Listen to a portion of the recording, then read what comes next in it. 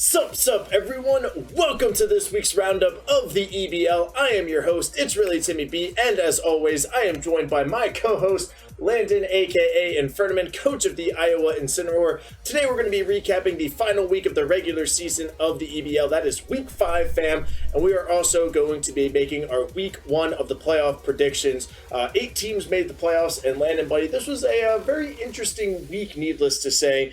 We had a couple of sweeps, we had a reverse sweep, and we had a couple of great battles. But first of all, my friend, how are you doing today?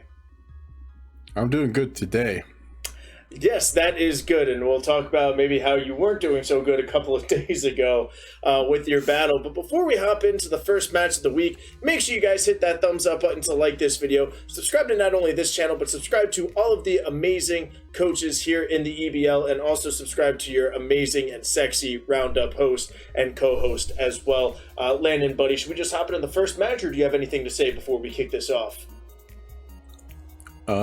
Don't have much to say except for playoffs, they're coming, baby. Playoffs are coming, and the trophy is almost ready to go to maybe get a new champion or maybe stick with Guanako Gaming for a 3rd straight season. But the first match that we had in our Week 5 EBL Discord scheduled little channel, we had the San Diego Sylveons going up against the Detroit Luxray, and the Detroit Luxrays go +5 with a reverse sweep, as I mentioned. So we're starting off with our reverse sweep here, and this was a great match from Max. The baton pass, loved his energy on his side of the video. He was amped, he was ready, he was like, yeah, we're going to call mine right here, we're going to baton pass. I loved that energy from him. A couple of my notes to start off. The Blaziken came out, did work up to increase the attack and defense, also detected for that speed boost. Baton passed into Magnezone, it had sturdy. Kyogre came out for the Sylveons, used a water spout to take it down to 1 HP, and that was my notes. Let's see, Roserade outsped the Kyogre and put the Corviknight to sleep, so taking out that Kyogre was huge, and then once the Corviknight came in, hitting that sleep powder was absolutely nice. And then bringing in that Espeon, was able to take a couple of hits from that Galarian Rapidash, which ended up being the Zoroark from Illusion. Calm-minded a few times, baton passed into Galarian Moltres, and we've been waiting all season to see Galarian Moltres, and it did not disappoint. Twice calm-minded, Dynamax. Basically, that was it for Tara's team, the Sylveon. So shout out to Max for winning this and locking in a playoff spot, especially after losing to Matty Ice of the Stone fam. It was nice to see him get back on track with the win. For me, what I have here is that Tara switched out to Kyogre for Ice Beam, but the Roserade was faster anyway. With her switching out to Kyogre to do that, to take care of the Roserade, Max ended up getting a free hit, which was super effective, of course, because fun fact of the day, grass is super effective against water. Roserade was much faster than Kyogre, finished it off. Ice Beam was never used. Another thing that I wrote down is that Max took a little bit to catch on to the fact that Rapidash was the Zoroark. I think as soon as it used Dark Pulse, for me personally, I would have been suspicious and been like, okay, this might be the Zoroark. And while watching this match, I actually looked up Galarian Rapidash's moveset, and the only Dark type move that Galarian Rapidash can learn at all is Throat Chop. Oh. So fun fact, if anybody, specifically Tara, uses Galarian Rapidash as a Zoroark in the future, if she decides to draft it again because she didn't make the playoffs, there you go. The Steelix Dynamax, but was immediately killed, so I would go down immediately, which kind of sucked. Steelix is great, but last note I had was reverse sweep for Max, but we already knew that, so that's all I got. But it was a really good match. Congrats to Max on your 4-1 record. Someone else I know, good friend of mine, also has that record, as well as 2 of my other good friends, so nice. Yes, absolutely. Definitely a bunch of 4-1s out there. And with the KDs and everything like that, that solidified the number 2 seed for the Detroit Luxrays. But we'll talk about the seeding in the playoffs after we talk about all these battles. And next up, Landon, we arguably maybe not just have match of the season. Maybe not the best match of the regular season. But I can make an argument saying that the Miami Dragonites versus the Indiana Igloo Bus might have been the best match in the history of the EBL regular season or playoffs. My first note was just wow. That was my note, was wow. But going into it, the Miami Drag Knights win with a +1, came down to the timer, and I really wish there was no timer, Landon. I would watch this battle. It might still be going on for all we know if there was no timer. Days later or weeks later. I mean, these two guys are just... It's a Quidditch match. It is a Quidditch match, not until somebody catches the golden snitch. But this was just two amazing battlers going at it. My notes are just the great switches. A huge moment in the match was the Eternatus was paralyzed, was going to use a flamethrower against the Ferrothorn. It was paralyzed, so the Ferrothorn did take out the Eternatus. Could have been interesting there. Also, kind of I guess, karma, more or less, because it missed a Power Whip against the Blastoise, which could have been deadly for Guanako's team. I don't know, that's not really karma. I guess it's the same thing. But anyways, Ferrothorn missed the Power Whip, but then Eternatus was paralyzed, so Ferrothorn was able to take it out. But at the end of the day, it came down to the Excadrill Dynamaxing going up against the Naganadel Dynamaxing.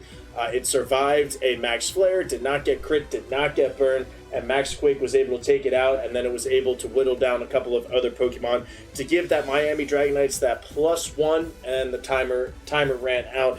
So this was a really, really exciting battle to watch. I would love to see this rematch again in the playoffs, should it happen. And it could happen as early as week 2 in the playoffs, so we'll talk about that a little bit later as well. So, yeah, Landon, your thoughts on this amazing battle? So, what I have is that, first of all, Humberto, man, that hat about to make me act up, bro. He's rubbing my hands together and everything. Bob switched to Scissor on Excadrill. Humberto switched to Eternatus. The superpower Predict. I don't remember specifically what that was. I think it was that Guanako. Yeah, that's literally what it was. The whole note was that Humberto switched out to Eternatus. I'm assuming because he predicted Scissor having superpower. Was not going to do that much to Eternatus being poison type, so that was a good call on switching out Excadrill so it wouldn't die, especially since Excadrill did plenty of damage later and was even Dynamaxed. Power Whip did a lot of damage to Garmanitin, which, I mean, I shouldn't be too surprised looking at the stats and everything, but I mean, a grass type move hitting that hard on an ice type is pretty cool to see. The first blood happened 12 minutes into the match, dude. The Rotom went down 12 minutes into the match. That was pretty crazy. And of course, Timmy mentioned the Power Whip missed on Blastoise. That was pretty crazy to see. That moment had me like jumping out of my chair. I was just like, yo, is that Power Whip gonna miss? Like, out of all the Power Whips to miss, that was the most important one to not miss for Bob, and it just missed. So that didn't end up working out for Bob. And the last thing I put was that GG wins 4-3 by timer. You know, we already know that. So I don't know why I decided this week was the week where I'd put the records, because you guys can see it on the screen, but whatever. Hey, it's always nice to know for your notes, buddy. It's always nice to write that down. But yeah, this battle was absolutely insane. Cannot wait to see these two battle again, whether it's in the playoffs or if it's in next season. But these two are very experienced battlers when it comes to some competitive Pokemon. And so we go from a reverse sweep, and then my highlight for the game was just wow. Now we're going to one of our first two sweeps of the week. We had the two winless teams, the Walton Wingulls, go up against the Akron Axews, and the Axews pull off the sweep, winning with a +6 score. Hippowdon won the MVP in the Mega Division, with a +5. Could have been +6, but the Gardevoir went down to a Sandstorm, not an attack from Hippowdon, so that is why it is only a +5.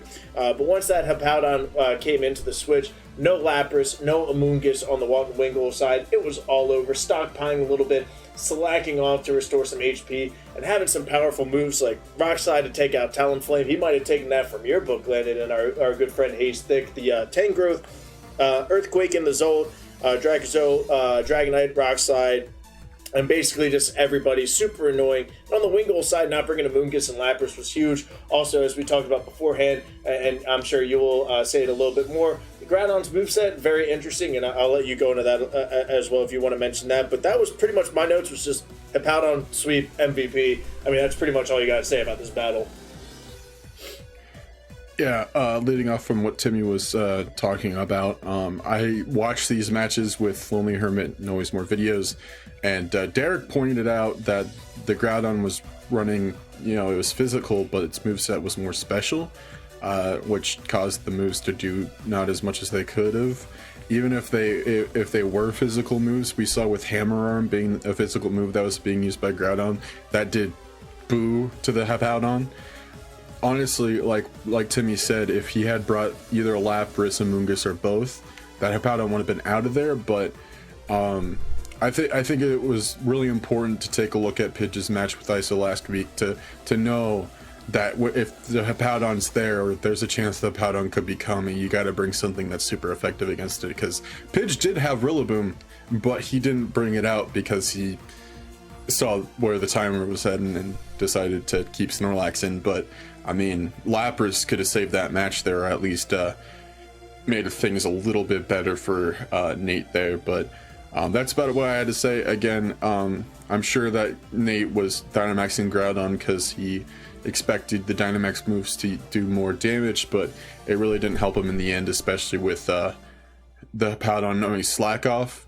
But I would have put Taunt on stuff, but everybody battles differently, and Nate's new to VGC like we always talk about, so things happen, man.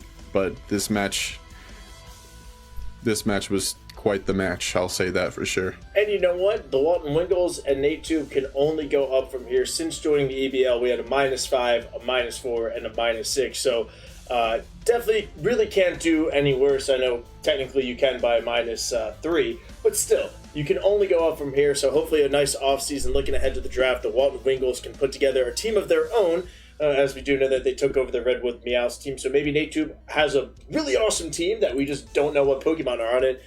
So that'll be exciting to see. And that was huge for the Axews. We talked about it last week. The Sylveons were at -8, and the Axews were at -15 going into the week. And we basically said the Axews needs a +5 or +6. They got that. They also got the Sylveons. Only needed about -2 or -3 if they got +5 or +6. But just basically an 11-point swing. Sylveons -5, Axews +6. To put the Axews as the last place team, or the last team, to get in from the Mega Division in the playoffs. So that was absolutely huge. Playoff talk is coming in a second. Don't you worry, fam. And then another exciting battle we have here, Landon. We have the Atlanta Braviary going up against the Essex Espeons in the Dynamax division, and the Espeons won with a +5. The big thing here was the Kartana Dynamax against a Snorlax to go with the Max Knuckle, and Snorlax was like, I'm just going to throw some flames out of my mouth and take you down. So that was absolutely huge. And then on Matty Ice's side, he even said it. He was like, hey, basically if I lose 2 Mons, I can't really make the playoffs here. So once he was like, I'm just going to go all in with Dragapult and Kartana. If one of them or even both of them goes down, probably won't be victorious. So Matty Ice tried his best, and then when that happened and he was officially eliminated, he was like, let's still try to get the win. But that didn't really do well for him with the Espeons being +5. The Flamethrower Snorlax was absolutely huge. And then Dynamaxing the Ninetales was very favorable for the rest of his team. Once that Snorlax took down the Togekiss, it was the Ninetales show for the Essex Espeons. So very interesting battle to see. And Braviary do not make the playoffs for the first time in EBL history. Espeons make the playoffs in their first season, and we'll have an interesting matchup. And again, I always allude to this. We'll talk about that later, fam. But Landon, buddy, Braviary, Espeons, what's up? Alright, so this was the second match example of this week where a Pokemon Dynamaxed and was immediately taken out. The third example we'll get to later and was completely unfair and should be against the law. Acrobatics on Dragapult could have been useful against Snorlax and Ninetales. This was something the three of us, Josh, Derek, and I discussed. If Matt had hit Acrobatics on Snorlax with the Dragapult, it probably would have done a lot of damage, especially since he had Dragon Danced instead of using Baton Pass and switching out there. And Ninetales, of course, as well, probably wouldn't have been able to take an Acrobatics that well. So He went for Dragon Claw, I'm assuming because it was stab, but Aerial Ice could have really helped there. I honestly think that would have really helped him a lot. Something I wrote down positively about Pidge is that he was using the tactic of using Yawn on Matt's Pokemon to force him switching out, which I think was really awesome. That he would just yawn people with Snorlax, and Matt would be like, alright, I have to switch out to another Pokemon. That's a really useful scare tactic, and I thought that was really awesome that Pidge used it. But that's about what I had for this match. Yeah, and again, these are two great battlers. Would love to see these guys battle again. But, you know, that's not the case for the Atlanta Braviary. They're looking ahead at their draft board going into next season, while the Essex Espions do have a tough matchup against your Iowa Incineroar. But now moving on to another battle with huge playoff implications, and we said this last week. Kentucky Kinglers against the Texas Tyranitar. Basically, the winner was going to move on into the playoffs unless, you know, with the KD ratio or whatever, it just didn't work out. But the Kinglers were +2 in this one, and definitely brought the Drizzle team. Drizzle team was ready to party. We both said it, and we both mentioned some of the Pokemon that are weak to water on the Doorman's team.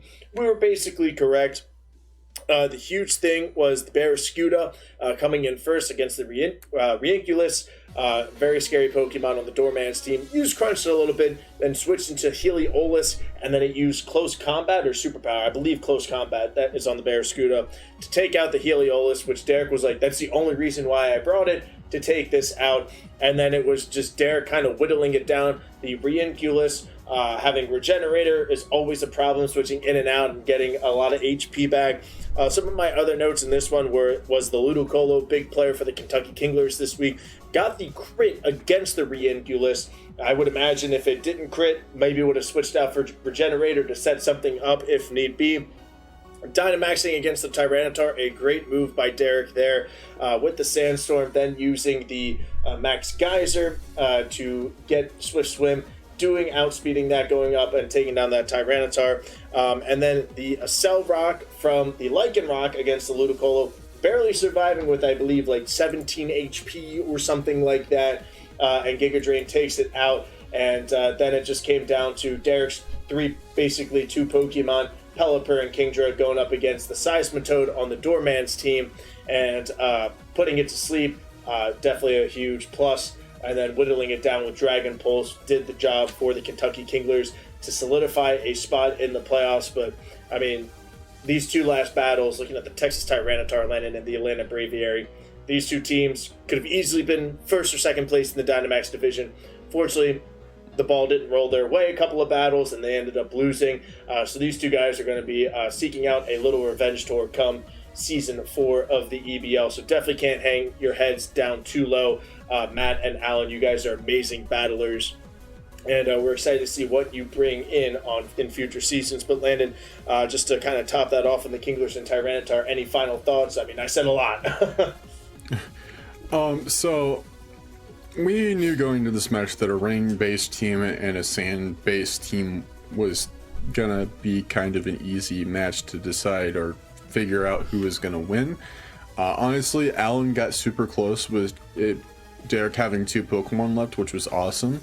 And as Timmy mentioned, Regenerator Reuniclus is, you know, very, very agitating to just take out. So that was, you know, that was what I was afraid of going into my match with Alan. He didn't even use it at all, I don't remember, but his Reuniclus still caused me to barely win. But you know, adding on to that even more, I think it's funny that Derek kind of got revenge on the wrong person for what happened with him at the end of his match with Guanako last week, where Guanako put his Politoed to sleep and just kept on whittling it down until it was eventually dead. He did that to Alan, but I bet he was shaking his fist at Guanako the whole time he was doing it. But yeah, I mean, two really good battlers, and Alan, I think he's probably the most robbed person this season. I think most of his matches where he lost were close enough where he could have definitely won, especially his first match of the season. I will admit that I should not have won that match, but because of the 4 HP EVs we put into Vanillux and the fact that his Thunderbolt was a low roll, that just happened. But that's what happens with matches like this. You can totally expect to win, and then everything just turns around in the snap. So I think Alan will definitely have a better season next season around having a little bit more experience. I think he's kind of in the same spot I was last season, where all my matches were close except for one, not counting the playoffs match I had with Derek. I'm still very sad about that match, and it's been a season. But you know, I think Alan will do much better next season now that he has some experience, and he's definitely going to get a lot more wins. So good luck to you, Alan, next season. And Derek, in the playoffs, let's see how it goes. Yeah, and I was just about to say that as well with Alan, the Texas Tyranitar. I mean, I said that going into season 2 that I think the Kentucky Kinglers and Derek are going to be really improved. They ended up going to the championship match. I said the same thing about your team going into this season, that you're definitely going to be the most improved now that you've had a season under your belt. And look at you, how you're doing, and you can definitely make a championship run as well. So I can definitely see that from Alan and the Texas Tyranitar going into season 4. And speaking of your Iowa Incineroar, buddy, the final match of the day is the other sweep, and it is not your team. You got swept from the TJ Gengar, Latin Luigi. The Xerneas came out, did some Geomancy, so basically just boosted up everything, and then just Dynamax like crazy. Landon, you didn't stand a chance, buddy. And I know you're going to give a ton of credit to Luigi and say you respect him so much right now, but this has got to sting a little bit, buddy. So just talk to me about your battle. My only note was just Xerneas. I was like, we're going to talk about this. You're going to maybe potentially try to get Xerneas banned or whatever. So I'll let you talk about this match, buddy. First of all, I did stand a chance. I just didn't know what Xerneas would do. Okay. Beyond that, nothing was this person's fault that I'm about to mention, so please don't take it that way. Part of the reason why this match didn't go as well as it could have is because I didn't get any practice in. Guanako was very busy throughout the week and barely had time to prepare himself, so he used all the time he could for his stuff, and I was the one that made the mistake by not using the things that I could to prepare myself for the match instead of using Guanako. So that was on me. So I did not have enough expectations for Xerneas as I could have. Offline gave me an awesome build for his team. No matter what Luigi was going to bring, I could have done much better, but the issue is I could not take out that Xerneas. I almost took it out, but by the time that Geomancy had been used enough, he Dynamax Xerneas. Him on top was out of there. It outsped everything else. The thing that sucked the most was the fact that Tapu Koko got one-shotted. I didn't expect that, and you guys could see it on my face that I just soiled myself when that happened. That was just completely unbelievable. But once Tapu Koko was dead, it came across my brain that there was no way and heck that anything else was gonna survive. I tried to figure out what to switch out to next. I decided Slow King because I was like, okay, this is his last turn of Dynamax.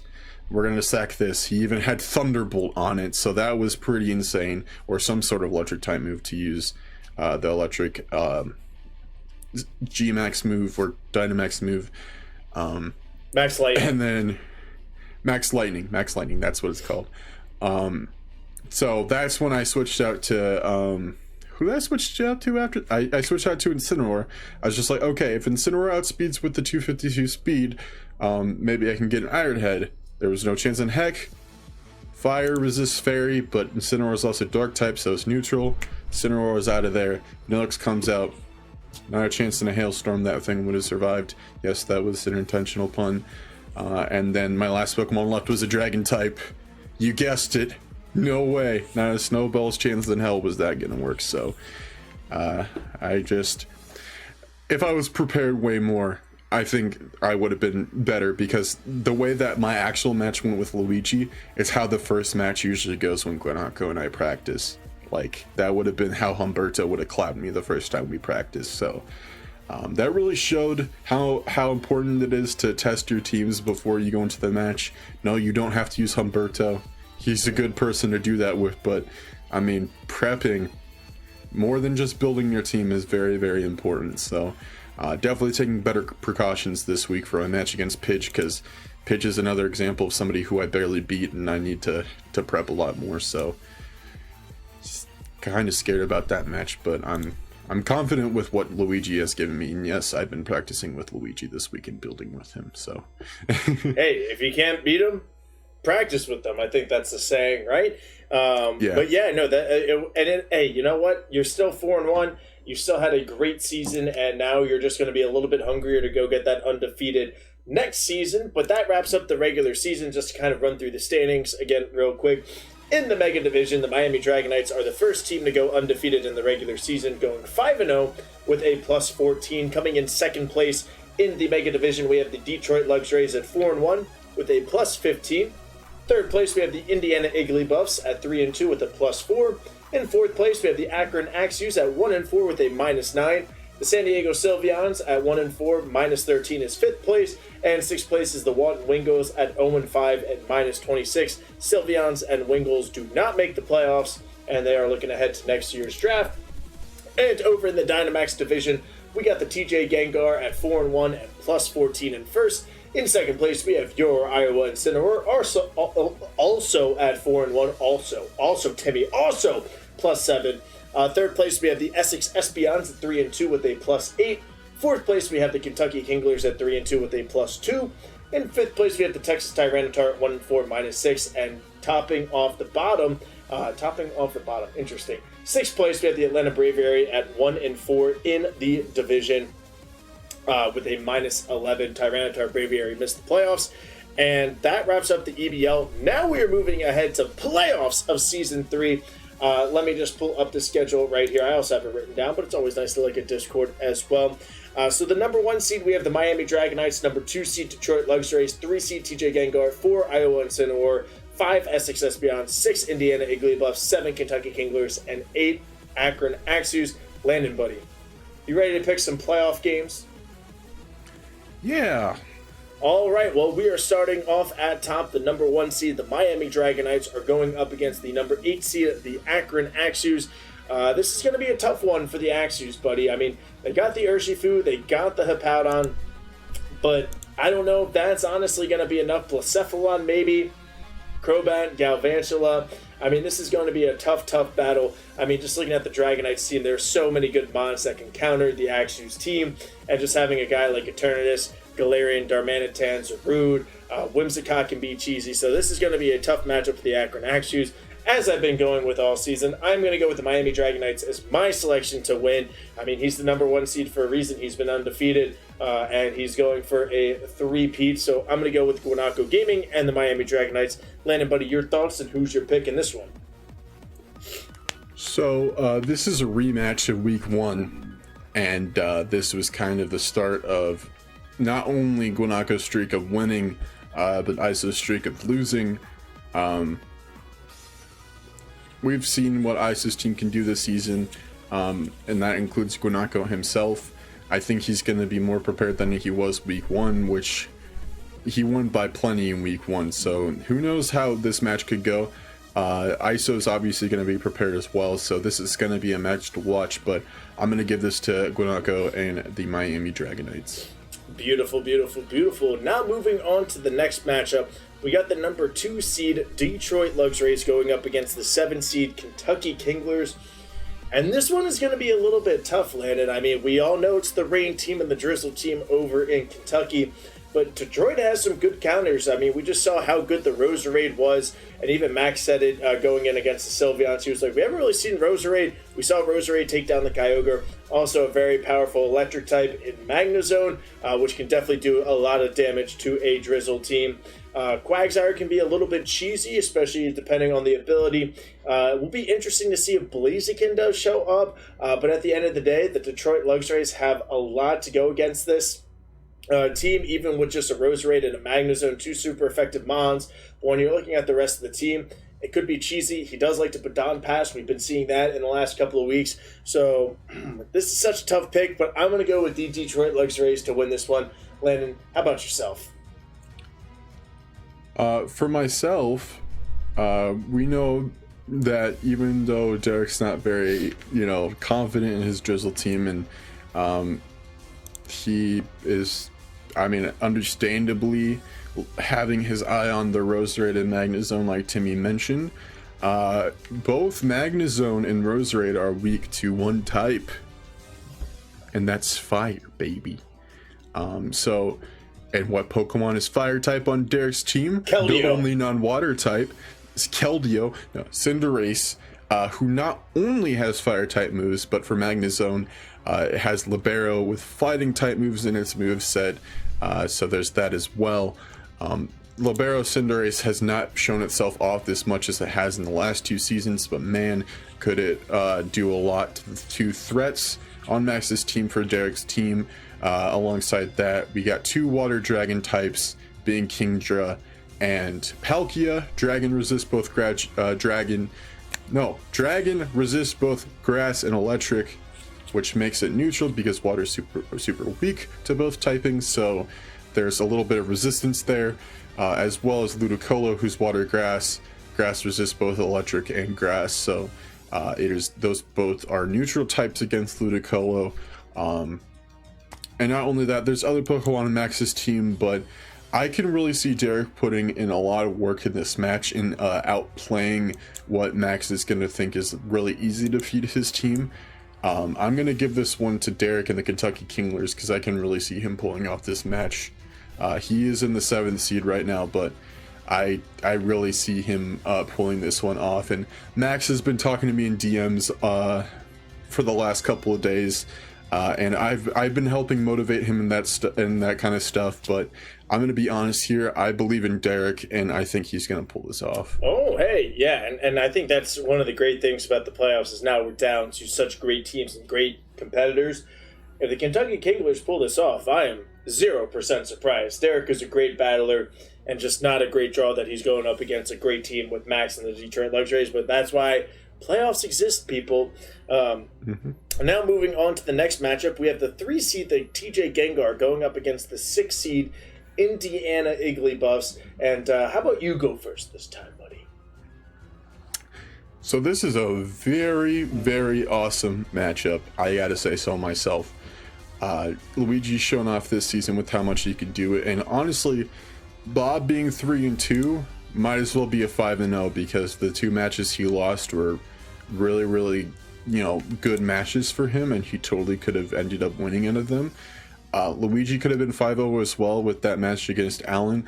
I think just a couple of mistakes made it so he ended up losing that week, but honestly, these are 2 5-0 guys that don't have 5-0 records, so this is going to be a really awesome match to see.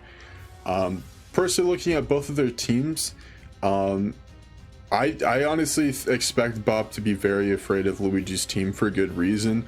I mean, if you take a look at the Dynamax division here, Luigi's team has Gengar, Swampert, Xerneas, of course, that killed me last week. Lucario, Volcarona. I mean, his whole team is power. He's got Rotom Mow as well, which is a really, really good Rotom form. And if you think about that, not only is Luigi's Rotom super effective against Bob's Rotom, it's also super effective against Primarina. Grass is neutral against Flygon. You've got Electric for Hawlucha. And, that's just speaking of the Rotom. There's so many Pokemon on Luigi's team that can combat Bob's team. And although, Bob's got some power, I think this is going to be a really close match, but I'm going to hand this to Luigi and the Gengars. Yeah, I definitely want Luigi and the Gengars to win as well, but I really like this Indiana Igglybuffs team, and I think what they did against Guanako really showed a lot here to me this past week, and I'm going to go with them. I mean, Luigi's team is definitely scary, and I would be scared of them as well. But hey, Bob's team is pretty good as well, and does have a couple of counterpoints for the Como-O and Xerneas, some of the Gengar's couple of heavy hitters. I mean, this is going to be a great match all around. I don't think we need to say that again. But I just have a good feeling about the Indiana Igglybuffs, so I am going with them to pull off the upset. I got to pick an upset. It's the playoffs. It never goes 1, 2, 3, 4. We all know this. It's March Madness. March Madness is coming next week, so there's definitely going to be plenty of upsets. Make sure you guys get your brackets in and all that stuff. And the final playoff matchup we have here, buddy, we have the number 4 seed, the Iowa Incineroar, going up against the 5 seed, the Essex Espeons. And this is a rematch of a week 3 that went down to +2 to you. So this is going to be a lot of tough. Obviously, we don't want to give Pidge any secrets, but just talk about how great of a battle you guys had in Week 3 and I guess some of your very general thoughts about this playoff matchup. Okay, so as I mentioned before, I did some preparations with Luigi already this week. We're going to do some practice matches as well. Really excited to get that underway. All of the training I've done this week has actually been a blast for me. I'm really excited how the team is going to work out. So I'm really afraid of how this is going to go, but I'm excited to use the team just to see how well it does. I honestly, I could see Pidge pulling this off. We got really close last time. No matter how much I switch up my team, he's going to be switching up his team too. So, but I automatically go for myself every time, and I'm just going to keep that trend going just because I got to be confident in myself, and I can really see myself pulling this off, of course. So I'm going to vote for myself, but extending on what I said before, there's a lot I have on my mind this week. Definitely going to be a lot more focused going into my match with Pidge this week, more so than I was last time. So I'm bringing the Thunder, and it's gonna be powerful. You know what, buddy? I am going to go with you as well. I'm going to go with the Iowa Incineroar to win. Normally I go opposite of you, but I feel really good. I think you beating Pidge does help. Obviously, Pidge is going to come, and he's going to come and ready to party. But as you said, you're bringing the Thunder, and I'm excited to see what team you're bringing. So I'm going with the Iowa Incineroar, and you know what? Oh, wait, we do have a couple of MVPs to announce. Obviously, Hippowdon won the MVP this past week, as I mentioned. The Xerneas for the TJ Gengar also won in the Dynamax division. And your Season 3 MVP goes to the Detroit Luxrays and that beautiful Salamence. So figured we probably should have said that earlier, but we're saying it now, Landon. But do you have any final thoughts, words about the regular season of the EBL or looking ahead to the playoffs? The season MVP, I just want to say, I really wanted to get it this season, but I got two things to say about what actually happened. A, I'm glad it was Salamence this season and not last season, because last season Salamence destroyed me in the playoffs. And for two, I'm happy that it's not Xerneas, because Xerneas would have gotten an MVP because it destroyed my team. So, very happy about that. But as we've seen, this season was so much better for me than it was last season, and I really still believe this is my season. I did get swept for the first time ever, but I'm really hoping that I don't lose in the first match of the playoffs like I did last season, because that 4-1 record says a lot more than just losing the first week at the playoffs. So this season was really good. Congrats to all the coaches that made the playoffs along with me, and you know, if you're coming back next season and you didn't make the playoffs, you're gonna make it next season. I believe in you. Hey, and that we see that far too often in sports, where a team has a really good record in the regular season and just can't put it together in the playoffs. So hopefully that doesn't happen to you or any of the other coaches. But I think this is a good place to end, and that's actually going to wrap up the EBL Roundup for this week, wrapping up Week 5 of the regular season and previewing Week 1 of the playoffs. As always, folks, make sure you hit that thumbs up button to like this video. Subscribe to not only this channel, but also all the other coaches, your Roundup hosts, your co-hosts, all those fun people involved in the EBL. There's so much work being done behind the scenes to not only get this video out, but the fails, the power rankings, other videos on this channel, and to just get these battles prepared and all that stuff. So really is a lot behind the scenes, so we do appreciate any and all support. I am your host, It's Really Timmy B, joined as always by Landon, aka Infernomen, coach of the Iowa Incineroar, and we bid you guys adieu. We will see you next week. Peace!